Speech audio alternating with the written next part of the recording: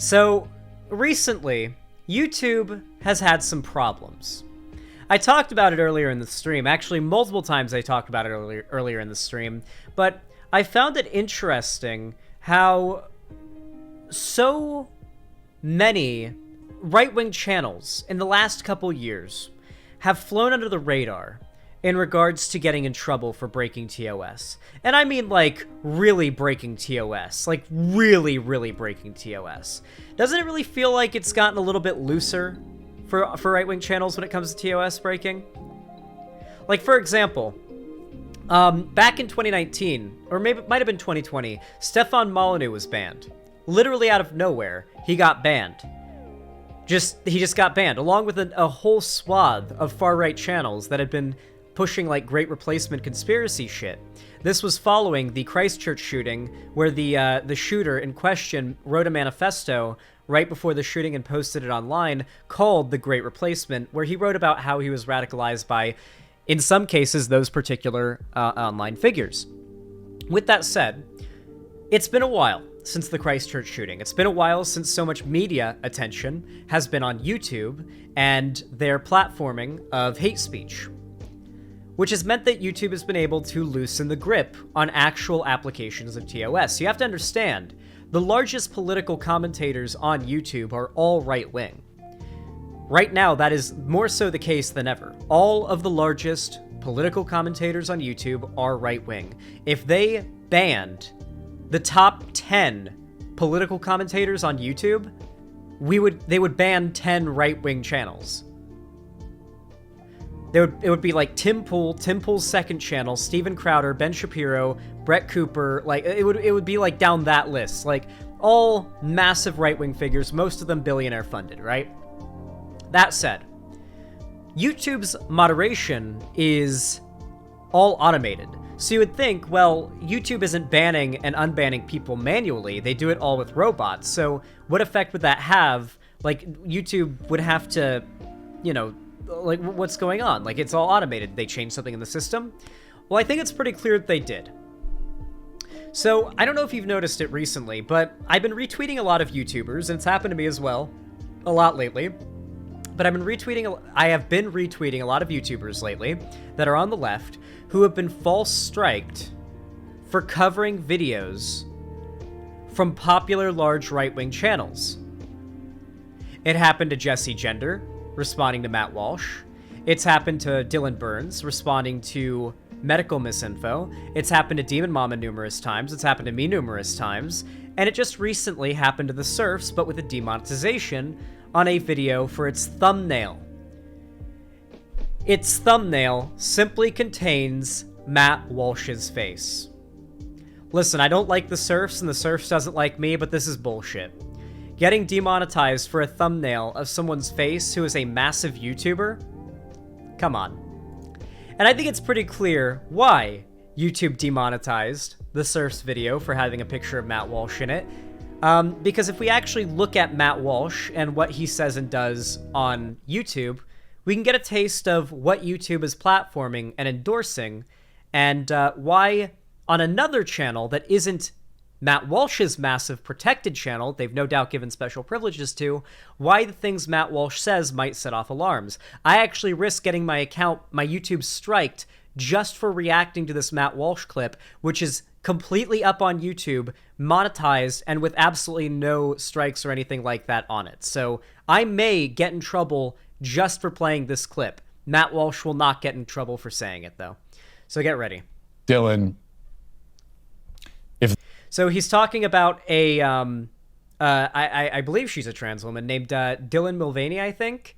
And he's like specifically referring to a specific person, by the way. So this is him targeting a specific person.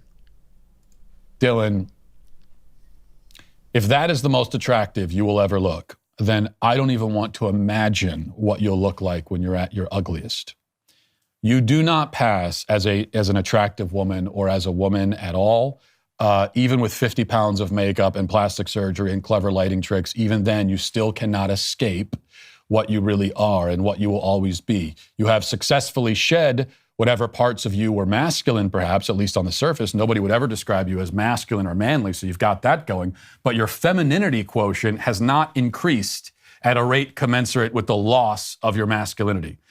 You may not be masculine, but you also aren't feminine. Instead, you are weird and artificial. You are manufactured and lifeless. You are unearthly and eerie. You are like some kind of human deep fake. That's what you are. You are a man deprived of all the best qualities of men, but without any of the best qualities of women. Even your personality is contrived. Everything about you is fake. Nothing about you rings true. Nobody buys the act.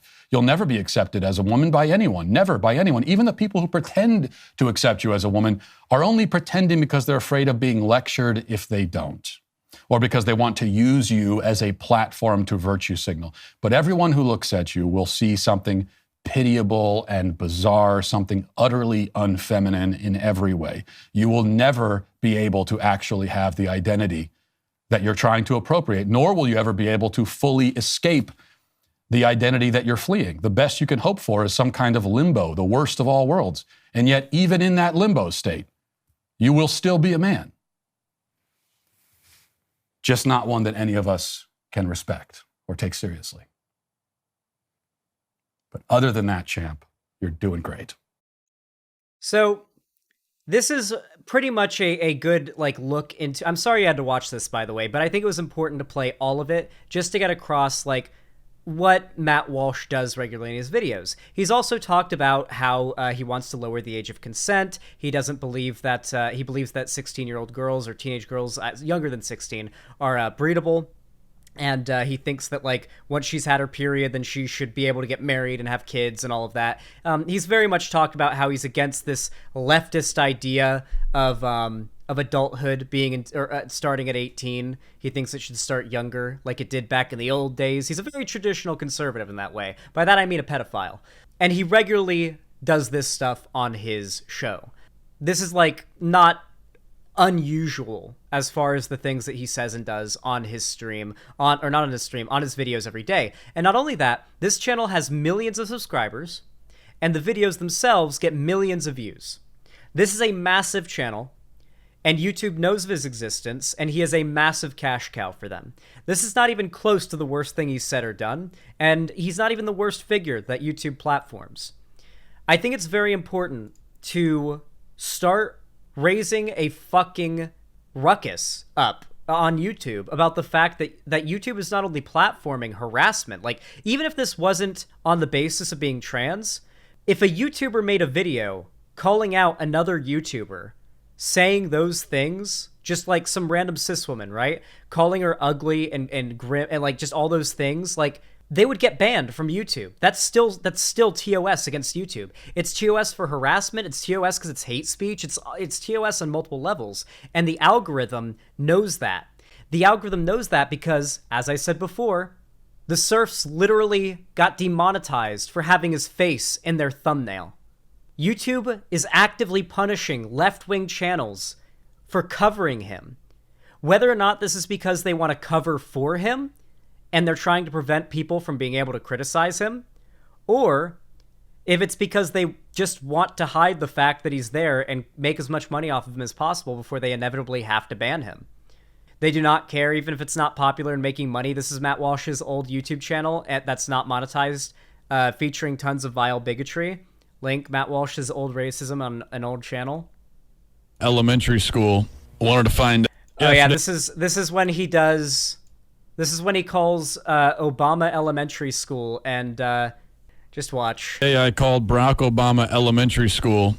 Wanted to find out if the fact that the school's named after Obama actually translates into the way that they grade, into their philosophy and strategy for the grading system. Right. And here's what happened.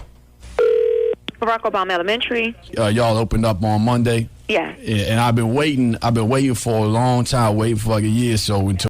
Yeah, that's Matt Walsh talking right now, by the way. There was a school opened up named after my man Barack Obama, you know what I mean?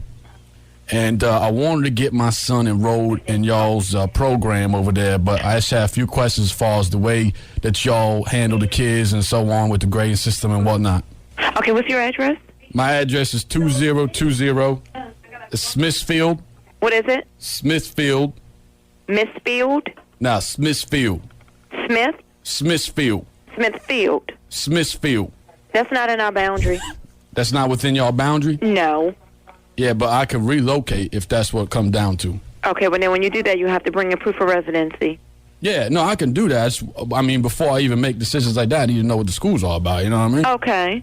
I mean, What is it that you need to know, sir? well, I need to know what y'all what y'all grading system's all about first and foremost, because my son that I want to send to y'all, he ain't exactly the top student, you know, in charge. You know what I mean? He ain't really the head dog as far as in his classes and whatnot. Yo, he ain't really excelling necessarily. But my thoughts on the matter was, I mean, I know with the way that Obama, you know, I listened to him on a campaign trail and whatnot, and yo had a lot. Are you living in the area, sir? I'm sorry? Do you live in the area? No, what I'm saying to you is that I could relocate if that's what the situation. All right. Put down the razor blades. Put down the razor blades. Put down the razor blades. Get the knives away from your throats so you don't have to kill yourselves. Calm down. All right, I'll end it. All right? I won't subject you to any more. Yeah, so I want to be very clear here. The right online has used the idea of YouTube being this like woke, go broke, like they're against the right. They have like this lefty agenda, this false idea for a very long time to try to make themselves out to seem like victims, when in reality, most of the time they are culturally dominant, and not only that, but they're also actively the ones who are on the offensive, like attacking YouTube and doing things that are making YouTube like lose ads, okay? Like if anything, these people are attacking YouTube by making this content because it's going to make YouTube lose ads. Regardless though, YouTube actually in reality protects them. YouTube does not have an agenda against them. YouTube wants to make money. Their only agenda is making money. And these right-wing channels make them money. Left-wing channels, not so much. It's why you constantly see lefty, like, when was the last time you saw a popular right-wing channel get false striked?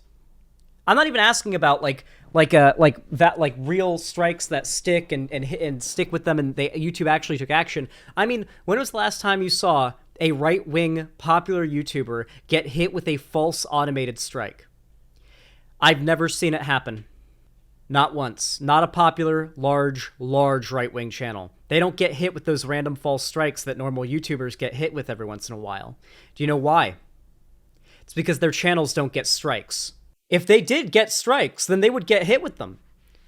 Gun channels, but they aren't specifically right-wing. Gun channels specifically are really bad for YouTube advertising, so those channels, which aren't necessarily right-wing, do get a lot of shit. I'm talking right-wing politics channels. They rarely, if ever, get hit with those random false strikes. And they happen all the time to like regular YouTubers. Because those channels don't get striked. They don't have that feature turned on for them. Or at least, if they do, the barrier to set it off is far higher. And I know that because I have been false striked half a dozen times just for showing segments from popular right-wing YouTubers' videos that were striked and literally like the automated algorithm detected them as misinformation and then striked me. Whether it be medical misinfo, hate speech, whatever it may be. I take a gamble every time I respond to these right-wing channels' videos because I don't have the same protections their channels have. I'll get striked for the content of their videos. And they will get off scot-free. It happens time and time again, and it's just a pretty good tell of what YouTube's really all about. With all that said, though, thank you guys so much for watching. Hopefully you enjoyed. You all know what to do if you did. And have a good one.